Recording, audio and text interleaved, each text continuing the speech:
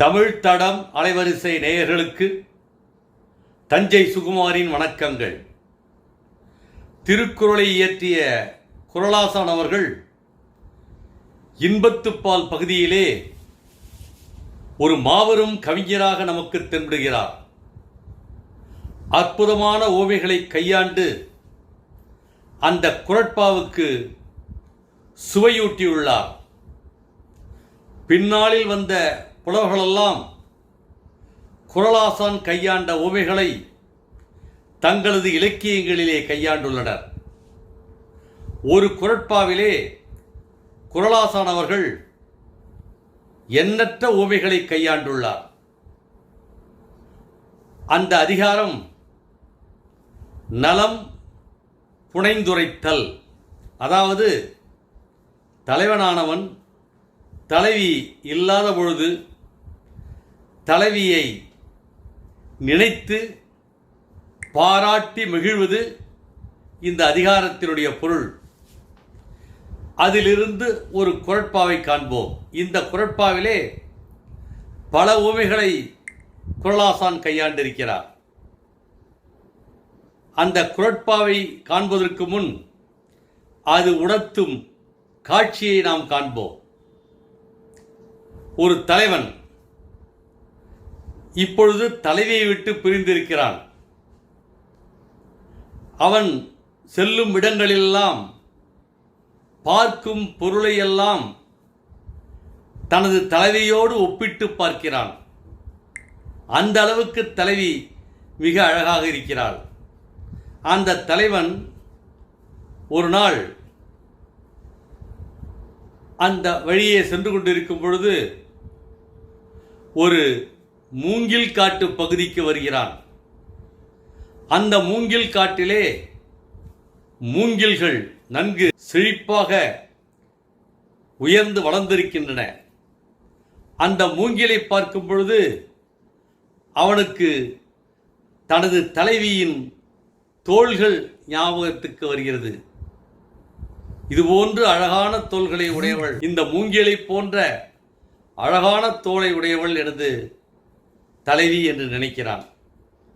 அப்படியே அந்த மூங்கில் காட்டை விட்டு சற்று நகர்ந்து வரும்பொழுது வழியிலே ஒரு மான் தோப்புக்கு வருகிறான்.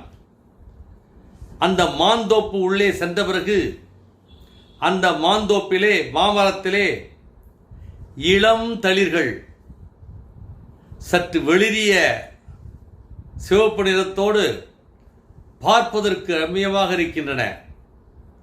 அந்த மாமரத்தினுடைய தளிர்களை பார்க்கும் பொழுது ஆஹா, இந்த தளிரின் நிறம்தான் எனது காதலியின் நிறம் என்று நினைத்து மகிழ்கிறான். அதையடுத்து கடற்கரை பக்கம் செல்கிறான். அந்த கடற்கரையிலே முத்துக்கள் குவிந்திருக்கின்றன. பார்ப்பதற்கு மிக அழகாக இருக்கிறது. அந்த முத்துக்களை பார்த்த பிறகு தலைவன் என்ன நினைக்கிறான் என்றால், தலைவி புன்னகைக்கும் போது, முறுவல் செய்யும் பொழுது தெரிந்தும் தெரியாமலும் அவளது பற்கள் இந்த முத்துக்கள் போல்தானே இருக்கின்றது என்று நினைத்து பார்க்கிறான். அந்த நினைவோடு அவன் அப்படியே வருகிறான். வர இடத்திலே ஒரு பூஞ்சோலை. அந்த பூஞ்சோலையிலே நல்ல நறுமணமிக்க மலர்கள் பார்க்கிறான். அந்த இனிமையான நறுமணத்தை நுகர்கிறான். அப்பொழுது அவனுக்கு ஒன்று ஞாபகம் வருகிறது. தலைவியின் உடல் இயற்கையான மனம் கொண்டதாக இருந்தாலும் அது மிகவும் நறுமணமாக இருக்கும். அதுபோல இந்த பூக்கள் நறுமணத்தை வீசுகின்றன என்று நினைக்கிறான். அதன் பிறகு வரும் வழியிலே ஒரு கொல்லன் பட்டறையை பார்க்கிறான். அந்த கொல்லன் பட்டறையிலே நன்கு தீட்டப்பட்ட வேல் பளபளப்பாக மின்னிக் கொண்டிருக்கின்றன. அந்த வேல் மிகவும் கூர்மையாக இருக்கிறது. அந்த கூர்மையான வேலை பார்க்கிறான். பார்த்தவுடன் தலைவனுக்கு என்ன தோன்றுகிறது என்றால், நமது காதலியின் கண்கள், அவளது பார்வை கூர்மையான பார்வை, அதுபோன்று இந்த வேல் கூர்மையாக இருக்கிறது. ஆனால் அந்த வேல் பிறரை தாக்கும் பொழுது அது மரணத்தை ஏற்படுத்தும். ஆனால் என் காதலியின் கூர்மையான அந்த பார்வை கண்கள் எனது இதயத்திலே புகுந்து இன்பத்தை ஏற்படுத்துகிறது. அந்த வேலை போன்ற கூர்மையான கண்களை உடையவள் எனது தலைவி என்று நினைக்கிறான். இதுபோன்று அவன் செல்லும் இடங்களிலெல்லாம் பார்க்கும் பொருளை பார்க்கும் பொழுது அவனுக்கு தலைவியின் நினைவு வருகிறது. அந்த அளவுக்கு தலைவி மிகவும் அழகு வாய்ந்தவள். அந்த குரட்பாவை காண்போம். அந்த குரட்பா: முறிமேனி, முத்தம் முறுவல், வெறி நாற்றம், வேல் உண்கண், வேய் தோள் அவட்கு. அதாவது கடைசி வரி, வேய் தோள் அவட்கு, அவளுக்கு வேய் தோள். வேய் என்றால் மூங்கில், மூங்கிலை போன்ற தோளை உடையவள் எனது தலைவி. அவள்தான் எனது தலைவி. அவளுக்கு மூங்கில் போன்ற தோல் காணப்படுகிறது. அதே நேரத்திலே முறி மேனி,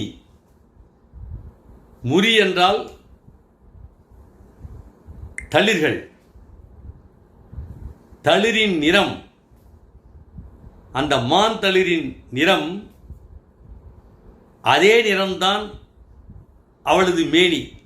என் தலைவியினுடைய உடல் அந்த பூந்தளிரின் மேனி போல காணப்படுகிறது என்று நினைத்து பார்க்கிறான். முத்தம் முறுவல், முறுவல் என்றால் சிரிப்பு, பற்கள். முத்தம் என்றால் முத்துக்கள். எனது தலைவி புன்னகிக்கும் பொழுது அவளது பற்கள் முத்துக்களாகும். வெறி நாற்றம், நாற்றம் என்றால் இயல்பான ஒரு மனம். ஆனால் அந்த மனம் என் மனைவி அருகிலே இருக்கும் பொழுது அவளது மனம் வெறி நாற்றம், அதாவது மிக்க நறுமணமிக்க மனமுடையவளாக எனது தலைவி காணப்படுகிறாள். வேல் உண்கண், உண்கண் என்றால் மையுண்ட கண்கள். அது கண்களா? அந்த வேலை போன்று கூர்மையான கண்கள், அதாவது கூர்மையான பார்வையை செலுத்தக்கூடிய கண்கள், அந்த வேலை போன்று கூர்மையானது. வேய் தோள் அவட்கு, மூங்கில் போன்ற தோளையுடைய என் தலைவிக்கு. அதாவது எனது தலைவியின் நிறம், அந்த மேனி எவ்வாறு இருக்கிறது என்றால் அந்த தளிரின் நிறம் போல காணப்படுகிறது. எனது தலைவி புன்னகிக்கும் பொழுது அவளது பற்கள் முத்துக்கள் போல காணப்படுகின்றன. அவள் அருகே வந்தால் அவளது மேனி நல்ல மிக்க நறுமணம் மிக்கதாக இருக்கிறது. அவளது மையுண்ட கண்கள் கூர்மையான வேலை போன்று இருக்கிறது. அவளது தோள்கள் மூங்கிலை போன்று நன்கு செழித்து காணப்படுகிறது. இவ்வாறாக அவன் செல்லும் இடங்களிலே அவன் பார்க்கும் பொருளிலெல்லாம் தலைவி தோன்றுகிறாள். ஒட்டுமொத்தமாக தலைவியின் முழு உருவத்தை விளக்கக்கூடிய எந்த பொருளையும் அவன் காணவில்லை. அவளது கண்கள், அவளது மேனி, அவளது பற்கள், அவளது நறுமணம், அவளது தோல், ஒவ்வொன்றுக்கும் ஒவ்வொரு பொருள்தான் அவனுக்கு தோன்றுகிறது. முழுமையான அவளை வர்ணிக்கக்கூடிய ஒரு பொருள் அவன் காணவில்லை. அந்த அளவுக்கு அழகுடையவள் அவனது காதலி. முறிமேனி, முத்தம் முறுவல், வெறி நாற்றம், வேல் உண்கண் வேய் தோள் அவட்கு. இதுபோன்று ஒரே குறட்பாவில் பல ஓமைகளை கையாண்டு அந்த குறட்பாவுக்கு சுவையூட்டியிருக்கிறார் குறளாசான் அவர்கள். இதுபோன்ற இன்பம் தரக்கூடிய சுவை தரக்கூடிய ஓமைநயமிக்க பாடலை காண வேண்டுமென்றால் திருக்குறளில் இன்பத்துப்பால் பகுதியை படிக்க வேண்டும். அனைவருக்கும் தஞ்சை சுகுமாரின் வணக்கங்கள்.